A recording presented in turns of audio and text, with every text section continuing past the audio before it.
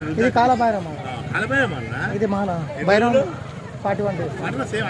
same as it is me rules మాకు నేను ఇంట్లోనే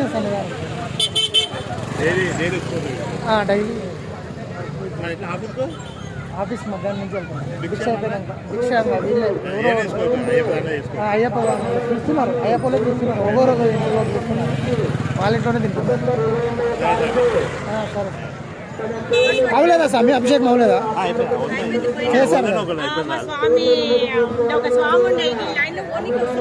అవును స్వామి ఎంత ఎక్కువైపోతున్నారు జనాలు అసలు ఇంకా మధ్యాహ్నం అయితే ఇంకా అసలు